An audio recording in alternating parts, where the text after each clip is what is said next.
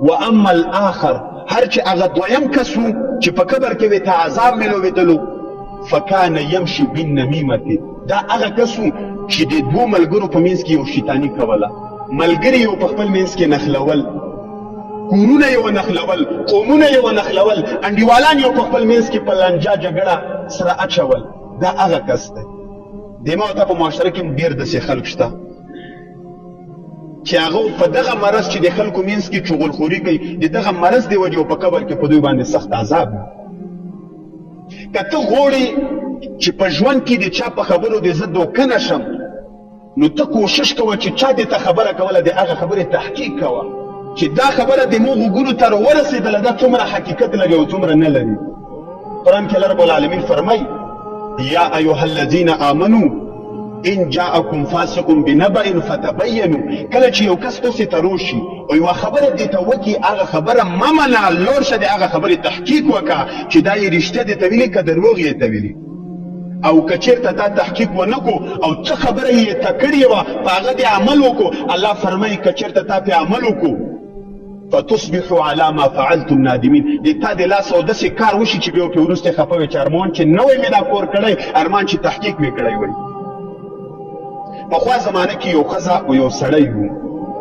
هغوی مشوره وکړه چې داسې کور وکړو چې د خپل خدمت دپاره یو غلام وکړسو یو خادم مزدور وکړسو هغه لوړل یو خادم مزدور یې وخوستلو خو هغه مزدور کې د چغلخوري صفت و شیطاني یو ډېره زیاته کوله بس وخت یې تېرولو د خادم مزدور د دوی خدمت کولو یو وخت کې د مزدور یو شیطاني جوړه کړه د ښځې او د خاوند منځ کې لوړو ښځې ته یې وویل چې تا ته پته شته د تو چې کم خاوند دی دې د نورو ښځو سره رابطې جوړې کړي دي وي نه مړه وی ښه نو اوس څه طریقه وکړم وي ته داسې وکړه یو طریقه دې ته ښیم وی کله دې چې خاوند ویده شي نو ته دا چاړه راوخله او د خاوند د مرې نه یو یخته کډ که هغه ماته راوړه او زه وایي ته دا دم کم تعویض وایي ته پې وکړم بس نورې ښځې وپرېږدي ښځه خو ډېره زر دوکه کېږي هغه ویل وي صحیح و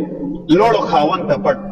هغه د ښځې خاوند ته یې ویل وي چې د تا ښځې ماته عجیبه خبره وکړه چې خاوند مې الولوم سر دې ایسې کوم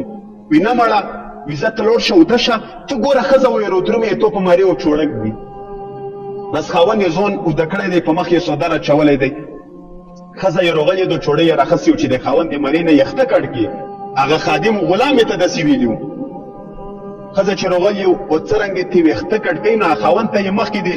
غلام دا ویلي چې تو الولی هغه ته ډایرکټ چوړه اخسي و ښځه یې پې ولې و ښځه یې مړه کړې هغه د ښځې کور ولا رولګېدلي دا سړی یې مړ کړی دی او تقریبا په سلګو کالونو دغه لانجه و جګړه شروع وه د تحقیق کولو څوک نه و نو که چېرته دوی د یو بل نه تحقیق کړی وی دا مرګونه راتلل د مونږ په معاشره کې هم